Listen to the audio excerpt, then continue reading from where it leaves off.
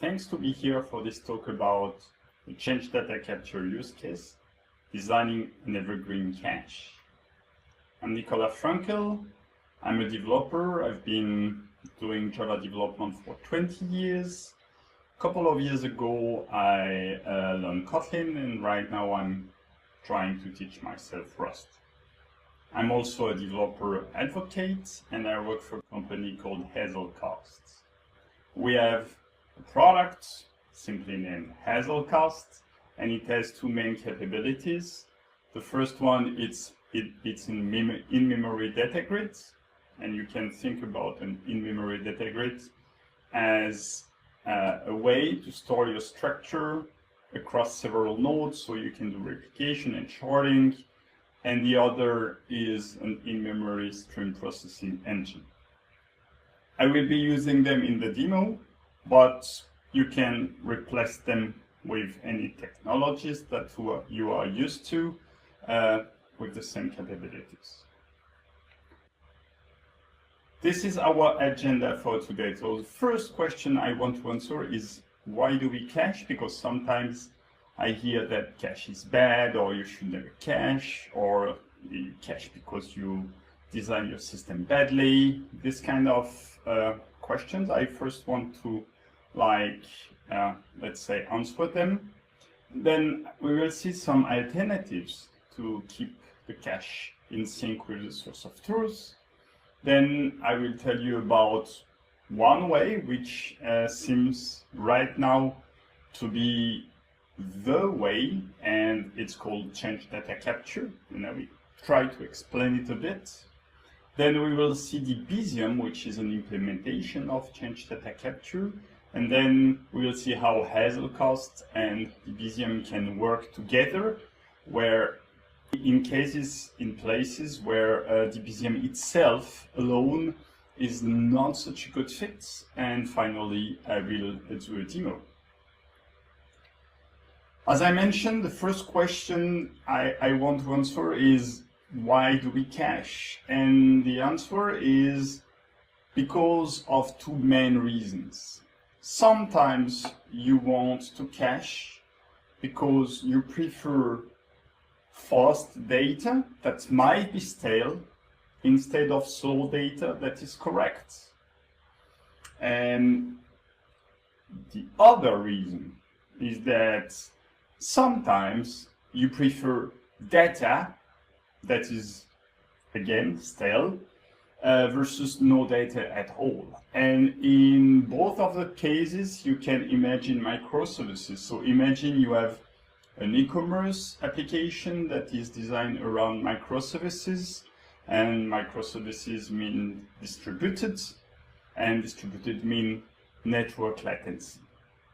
And this e-commerce application as a checkout microservice, payment microservice, a pricing microservice, a catalog microservice, a card microservice. Well, really a good, nicely designed application around microservices. And now imagine a customer and they want to go to the checkout, so you call the pricing microservices to know the price of the card. And at that moment, there are two ways that it can go wrong. Well, the network lags for any reason, and it takes a long time, and you might know that customers, they don't like waiting, so they might decide to go away, which is not great, or even worse, the pricing microservice, for whatever reason, is down, or the network is down, or whatever, and you've got no price at all. And in that case, the business will always prefer to sell at a slightly wrong price than not to sell at all. And imagine that at the end of the day, sometimes you will sell a bit too high, sometimes you will sell a bit too low, but in the end, everything will be average. So on average, you will have sold at the right price. And again, you will have sold. And in e-commerce, for example, this is very important. So the main trade-off of caching is that on one side you accept stale data to get speed or like data. And there is nothing wrong with caching as long as you understand that it's a trade-off. As an example, I have here a very simple system. I have an application that reads and writes to a database, and between the application and the database, I have a cache layer. So the cache acts as a facade. So every time I write to the cache writes to the database, and so my system is always in sync, and I'm very happy. But unfortunately, this situation occurs very, very rarely. Most of the time, what will happen is that you've got a third-party component that will update the database regardless of the application.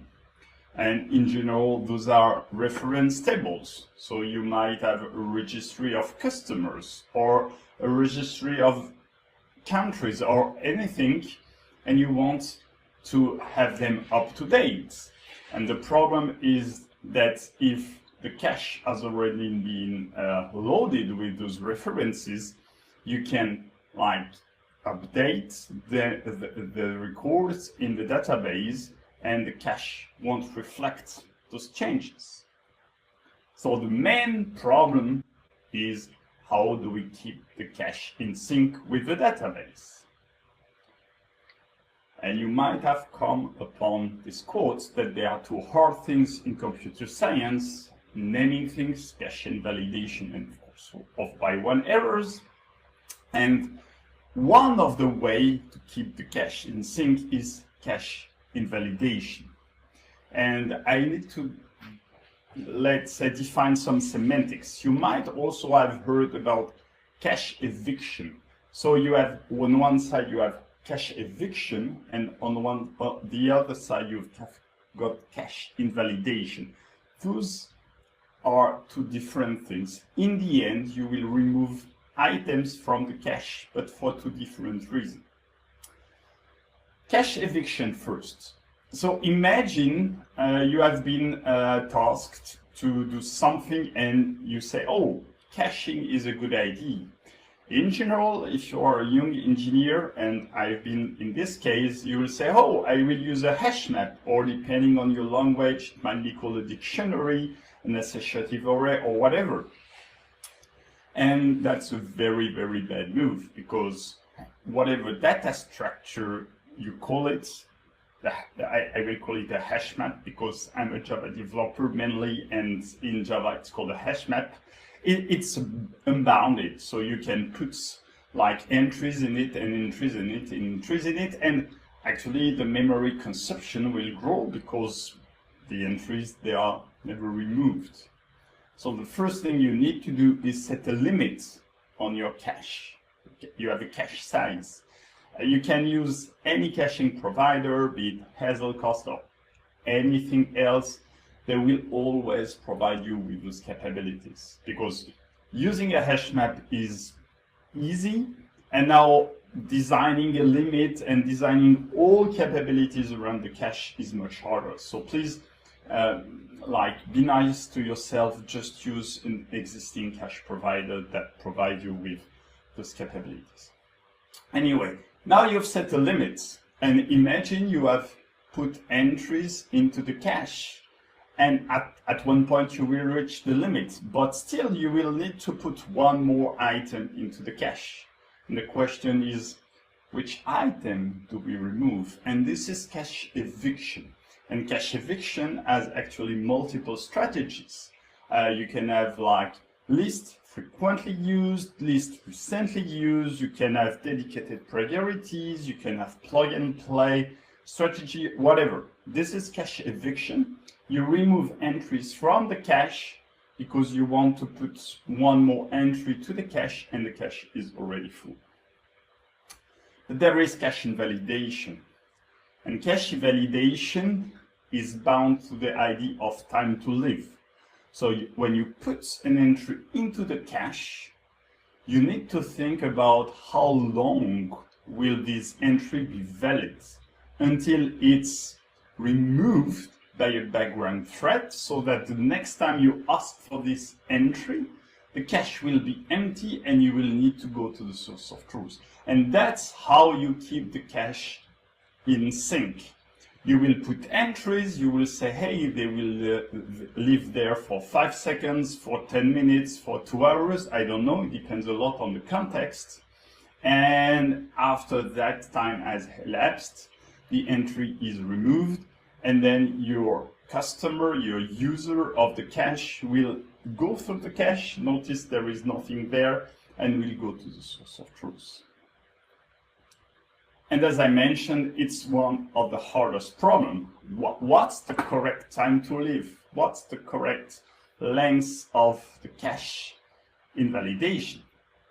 And let's think about our batch issue. That we have a batch that runs every hour and that writes to the reference table. And we want to keep the cache of the reference table in sync. So it runs every hour, and we have a TTL of half an hour. That means that every half an hour, the cache will be cleared of those items. And the problem is we will go to the database, but after 30 minutes, the batch has not run, so we will actually be wasting resources going to the database and fetching the same data as was before in the cache. On the opposite side, if our TTL is 2 hours, that means that during a 1 hour window, we will be reading from the cache and actually not using the data that was refreshed by the hourly batch. So we could say, oh, let's put it just at 1 hour, and it seems like a good idea. But again, we are thinking about distributed systems. So there is no way to actually synchronize a clock so that both the cache and the database and the batch, they have the same clock and they are synchronized. Even worse, that doesn't work at all, because actually the cache won't be containing all the entries. What will happen is that the application will need to access one record of the database, will try to get it in the cache, then it won't find it, it will go to the database, it will fetch it, put it into the cache. And 5 minutes afterwards, we will need a new record, so that it's not a bulk put into the cache that we need to do every hour. It happens like when we need it. So there is no way to have the correct time to live. And so we must guesstimate, 5 seconds, 10 minutes. Again, it depends on your context. And it will be always hard to come up with the right time to live, because on one side, again, stale data, on the other side, like overconsumption of resources. And now we can think, okay, so instead of having those schedule, we could be event-driven instead. And that fits our use case very nicely, because that means that if no changes happen, then we do nothing, and as soon as we've got a series of change happening, well, we will fetch the data. And if I'm telling you about event-driven and about databases, if you have got a bit of experience in databases, you actually think about triggers. Triggers are just the way to do that. Well, there are a couple of problems with this approach. The first one is not all SQL databases like implement triggers, but even if one does, triggers are actually meant to do stuff. on your own database. So inside the database, you will have a trigger that changes the data in the database. But here, we want to synchronize something that is outside the database. We want to actually call an external process. So how does it work? Well, I've come up for this talk. I did a bit of research, and I've checked the example of MySQL. MySQL implement triggers, and with MySQL you can actually call external processes with a trigger. It's not all unicorns and rainbows. Actually, you need to write a function in C++. I don't know about you, but C++ for me was when I was 20 years younger in university, and I don't really want to do that. But anyway, you will have an expert C++ developer, and then there are constraints on the operating system. There are constraints on how you manage SQL. Well, it's possible, but it's not fun.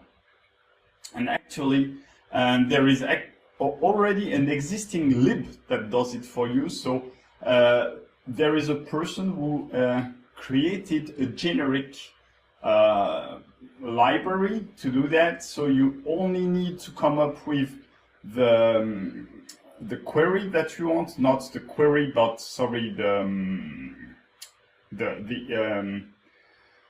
command that you want here.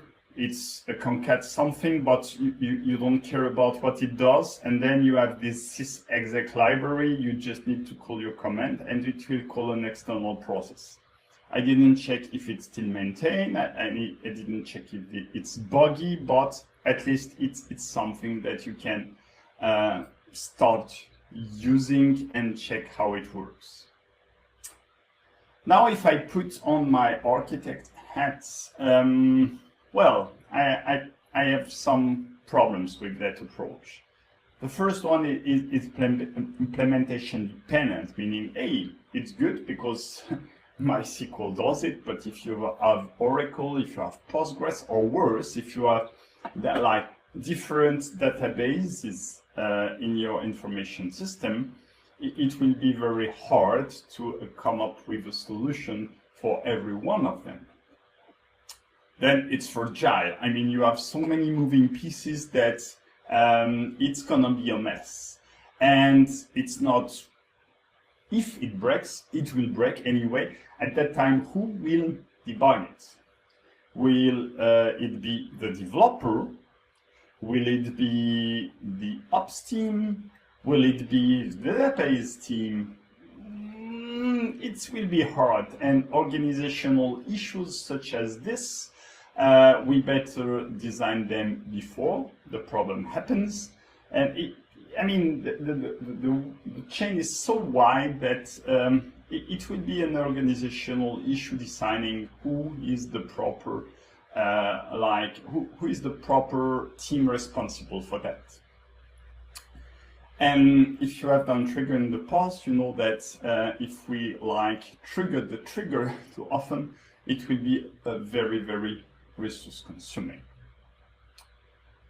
So it's time for me to introduce change data capture. Change data capture, you've got the definition here on Wikipedia, but actually I will define it in a way, in opposition to event sourcing. You might have come upon the term event sourcing.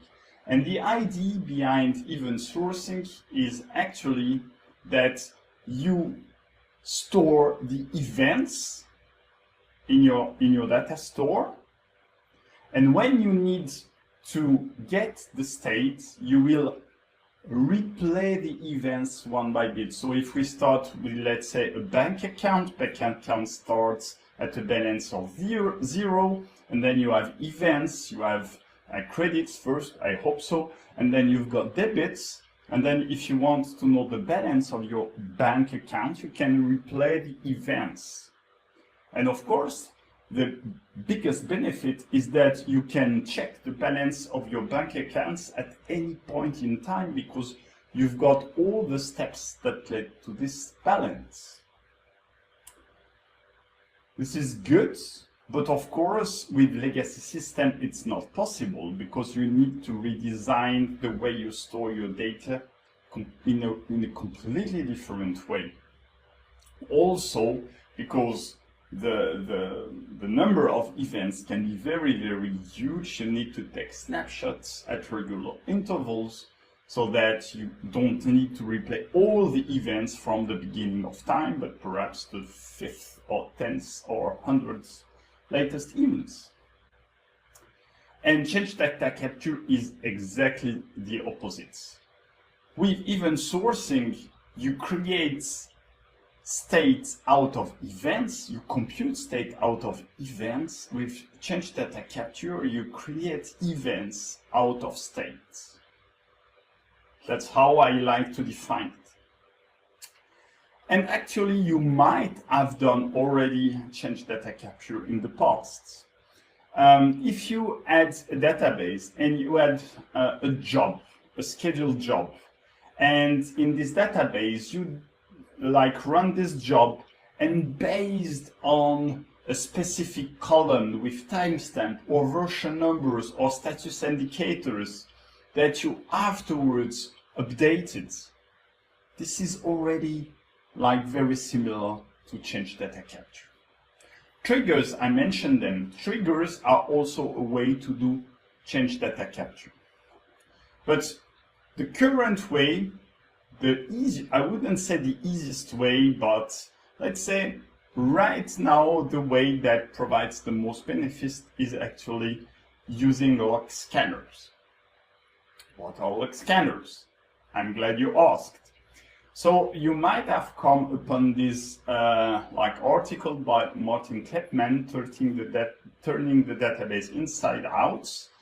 And in that article, he makes the case that if we redesigned the database nowadays, it would be not very different from what we are doing right now, but actually we would completely decouple the symbolic architecture, the symbolic engine, and the physical architecture. So it's quite similar to what we are doing, but when you are a developer, and especially again in the Java world, because it's the one I'm most familiar with, when you need to interact with a SQL database, what you need is the user, the password, and most importantly, the URL of the database. And the fact that this database is as a leader-follower topology, you don't care. It's just assume that it will work as it is. And then in between, you have network and direction, whatever. So if the leader fails, the follower will take his place, the application will continue running. And now from the upside, it's completely different because we actually need to implement this leader-follower approach.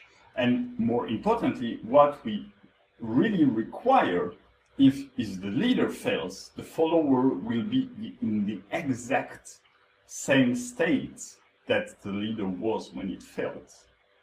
And for that, most SQL database management system, they have a so-called log scanners. So what happens is when the leader receives a SQL statement that will change its state, like an insert, a delete, or an update, or even a DDL, then what happens, it will write it down into a dedicated write-ahead log, an append-only log. And then afterwards, it will read this file to apply the changes. Meanwhile, the follower will do the same. And because this log scanner is unique, the leader and the follower, they will execute the statements in the same order because it's a write-ahead log, it's an append-only log. And so at the end, after some time, it's expected that they will be in the same state. So reason for this log is replication. It's also data recovery, meaning that the first thing it does, if there is no such thing as a leader follower, if there is a single node, we can still use the log because we will write first into this file, and if any process fail, then we can restart the node and it will read from the file, so we don't lose anything. So now that I have explained that, perhaps there is an idea coming saying, hey, what if we hack this log? And it seems a pretty good idea. Because now, again, taking the example of MySQL, this is what it looks like. And actually, we can see that here there is an update where set. So this is pretty understandable. And of course, there is some stuff that is not understandable at all. It's very specific to MySQL. It's not SQL itself. It's just an implementation detail. And you might object, hey, before you told us it's not implementation independent, sorry. It's fragile, of course it is. And who will maintain and debug it? And those are very valid points. So what can we do? Well, there is somebody or someone or an organization, a library that does it for us. And it's called Debezium. And Debezium actually acts as an abstraction layer upon those logs.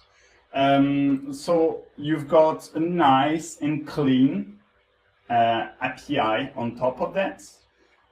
It's provided by Red Hat under the friendly Apache v2 license, so you don't need to pay anything. And at its inception, the idea was it would be very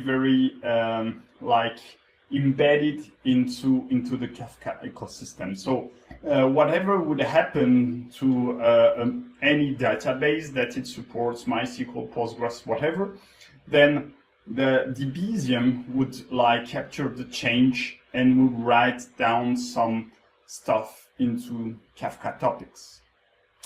And sometimes we don't need Kafka. That's, I think, a problem of the industry right now. We have Agile, we have microservices, we have Kafka, and we need to use them because there are many successful organizations that use them. So if we use them, we will be successful as well. Sometimes Kafka is not the right fit, and especially for a cache. So we will have a database, we will have the cache in memory. If we put Kafka in between, it makes no sense. We would gladly just have directly the changes from the database to the memory and without any broker. Anyway, right now at the time of this talk, Debezium supports already a number of connectors to several databases. And of course, MySQL, Postgres, you can see those are not only SQL databases. For example, it supports Mongo, it supports Cassandra, or it's incubating. And yeah, there are production-ready drivers, or connectors, I should say, and there are incubating one. If you are interested, you should regularly check if your database is supported. Or, of course, you can create your own. Now, I will just very fastly introduce Hazelcast. As I mentioned, we have two capabilities. The first is an in-memory key value store, in-memory data grid. The second is an in-memory stream processing engine. It's distributed by design, and again, it's licensed under the Apache 2 license.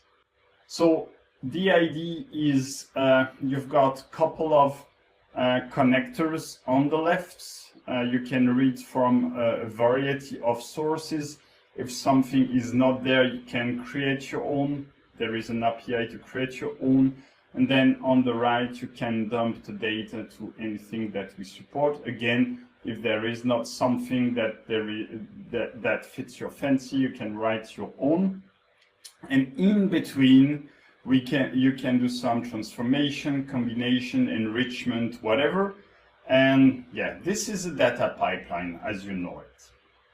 And we support multiple languages, of course. We actually have two deployment models. Since Hazelcast is developed in Java, the easiest way is for Java developers. And in that case, it's used as a library. So you use Hazelcast as a library in your Java application. When you start your application, you start the Hazelcast node. The node, there is an auto discovery process, so it will find other nodes and they will form a cluster. That's great to start with. However, of course, the nodes and your application, they will run in the same JVM, so they will compete for memory. And if you start relying on Hazelcast as an infrastructure component, that's perhaps not the best way to do that. So we have another deployment model, which is the client-server mode. In that case, you have a dedicated Hazelcast cluster. Again, auto-discovery would provide Docker images, Helm charts, whatever, or you can run it like directly with a shell command. But in general, like our user prefer to use some kind of containerization. And then you have your application that are clients of the cluster. And in that case, the really, really good thing is you're not limited to Java. You can use any of the SDK that we provide, including Python, C++, Go, and Node.js. And I forgot C#.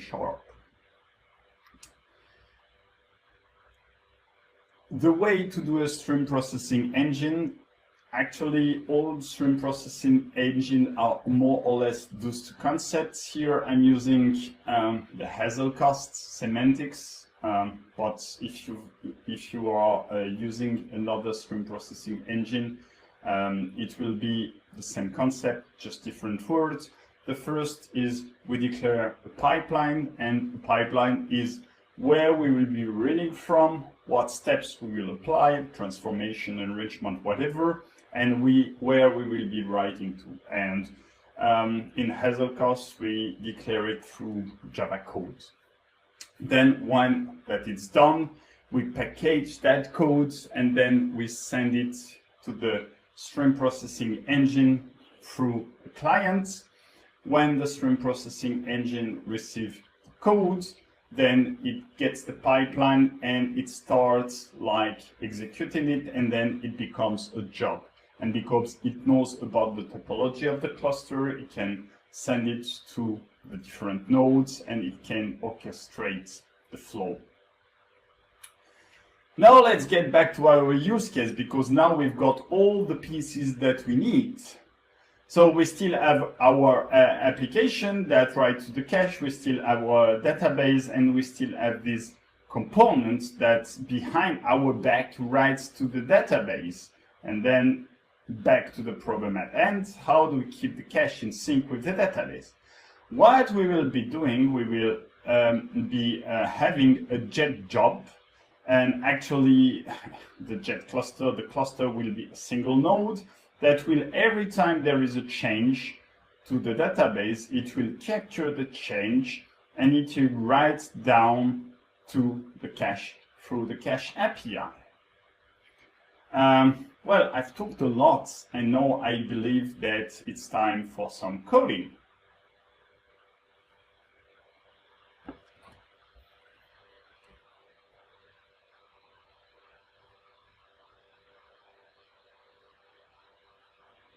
So here I'm in IntelliJ. I've already written the code, otherwise it will be a bit too long. And I have an application, and this application is actually a Java application. I'm using Spring Boot, but it's not very important in that case. And the idea is that I've got a couple of dependencies. First, I'm using a web application, so I have all dependencies to create web application with Spring Boot. I have the Spring Boot starter web, the starter time leaf. I will be using some jars on the front end, so I'm also using web jars because I don't want to have the dependencies in NPM. Then I will be interacting with the database, so I have the Spring Boot starter.hdbc, and I have here two different dependencies, two different databases. The first one is when I'm running completely isolated, and here I'm using SQL, MySQL when I'm running deployed. Of course, I will be using Hazelcast to have some cache. And let's run this application. So I will run the application, which is called demo application. And meanwhile, I can show you the code itself. So I have a controller, and the idea of this application is I want to manage persons, and persons is quite easy. Person has an ID, of course, a first name, a last name, a birth date. That's a very simple demo application. And I have a controller, and this controller allows me to display all entities from the database or to update a single one. And I'm using the repository, and the repository does the following. So the repository will use the Spring's JDBC template and will actually use two caches. The first cache, I will put the entities themselves. The second one will put the query. So if you know about Hibernate, this is very similar to what Hibernate does. But let me explain, because I redid everything from scratch. When I want to find all the entities, I will first define the query itself. So I will select all columns from the person table, and then I will check in the query cache if there is already a key with this exact query. And of course, at the beginning, the cache is empty, cache is cold, there is nothing.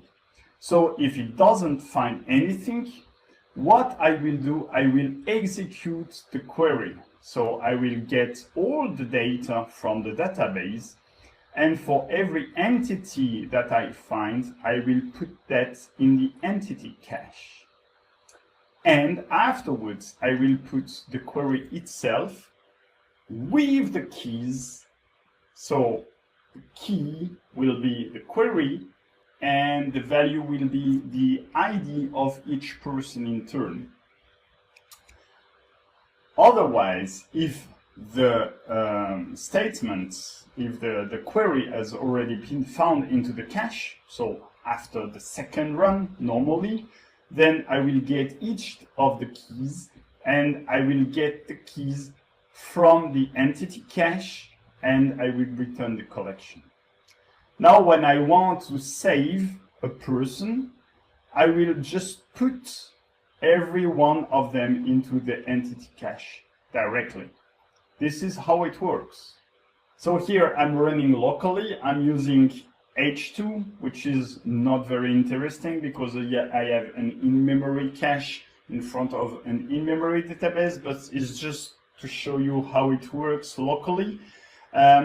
Here I have done a fetch automatically, so I've got all the entities. Of course, I can refresh, I will get the same results that's expected, and I can update one row, so it will save that into the database, and it will actually reload everything, and all entities will be reloaded at that point. This is how it works locally. Now what I want to do is I want to deploy that in production using another database. So for that, I have a Docker Compose file. And this Docker Compose file is composed of these applications that I have containerized. I have containerized it through Git, but that's not very interesting. Actually, I will be providing you at the end of the talk on the last slide with the GitHub repository URL, so you can do it at home. Here I have the pipeline that will be keeping the cache in sync. For now, I will deactivate it because I want to show you the problems that I have. Here I have management centers. We have a management console. So far, everything that I've shown you is open source and free. Management center is actually free, but not open source. If you have, I think, no more than 2 nodes on your cluster, so I won't show it to you. And then, of course, now I have the database.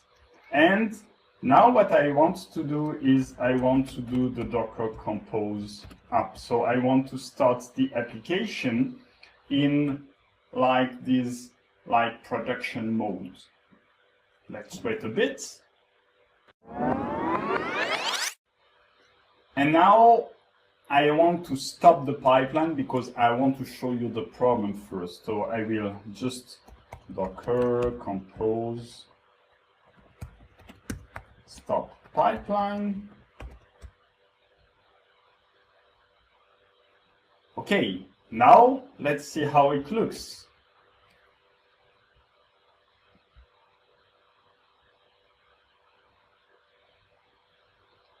So I'm still running on localhost 8080, but now I'm using Docker.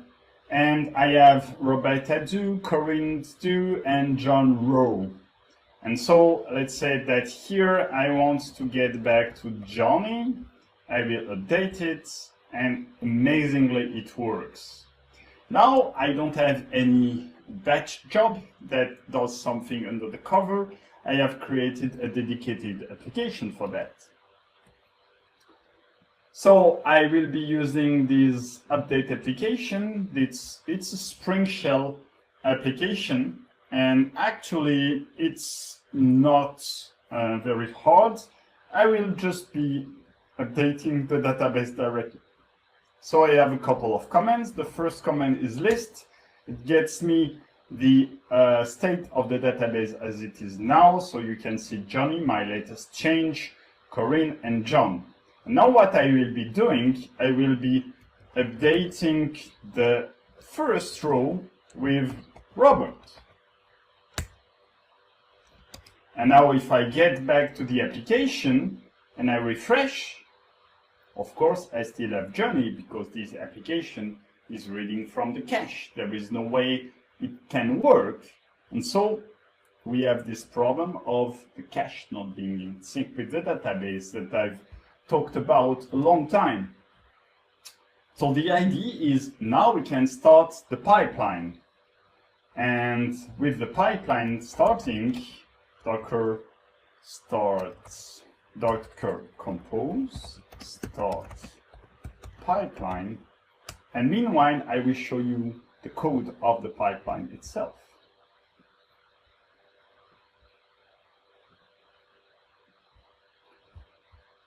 This is actually pretty straightforward. Here, it's a simple application. There is no Spring Boot or whatever. It's supposed to run completely in a batch, well, not in a batch mode because it won't stop, in a pipeline mode. So we will start it and it will run until we stop it. And it just relies on Hazelcast itself. And this is the ID. We've got a main class, a main method. So the entry points, there is no framework or annotations or whatever. It's just simple Java method. And then we will create this new jet instance with a new job of the pipeline. And the pipeline itself, it looks like it can be read in plain English. The pipeline is read from the database. We don't care about the timestamp now. Peak will be writing things down in the log just to like check that everything works. And then we map the results to a person and then to a map entry, and then we write to the cache. And of course, we can check what everything does. So the database methods, what it does is just uses one of the primitives of the Hazelcast API, and it's just configuration. So the idea is that it should work in most cases. So if you deploy it into a container, onto a platform, as a container, then we can replace the MySQL host, the MySQL port, the MySQL. It's just configuration, not very interesting. So that is pretty simple. And we write to the cache. Again, we will just be connecting to a remote cache. So we have two different Hazelcast instances running, one for the application that just managed the cache, and the other is just for the job. So the job will connect to the first one. And then again, it's just configuration, and we just need to know the name of the map that we are using. Let's get back to the application, because now like the job has started, and if we just refresh now, I will be just refreshing, we can see that, hey, Robert is here, so the cache has been updated. And so we caught the changes that happened before the job started. That's really cool. But you might say, oh, but it takes a lot of time. Not at all. What can happen is that every time we do a change, so update to Chiara, and if we refresh, then we've got the changes every time. So of course, it's not supposed to be instant. We are talking about distributed systems. So there will be eventual consistency. The idea is that the window where the data is not in sync with the database is very, very small. And this brings us to the end of our talk. So recap. In this talk, I've shown you the caching trade-off. The caching is not bad per se. It's not a smell. You shouldn't shy away from cache. You should understand that it's a trade-off between, hey, we accept stale data, but in exchange, we've got either like available data or fast data. And in some cases, it's better to have available data or fast data than correct data. But this trade-off, we can, let's say, manage it in a better way by using change data capture. So again, stale data is not that great, but the time when data is stale, we can reduce it to a bare minimum if we think about using event-driven a system, and in that case, change data capture. So Hazelcast and Debezium play nice together to provide you with this. Thanks a lot for your attention. You can read my blog, you can follow me on Twitter. As I mentioned, if you're interested in the repository itself, everything is on GitHub under bit.ly.evergreen-cache.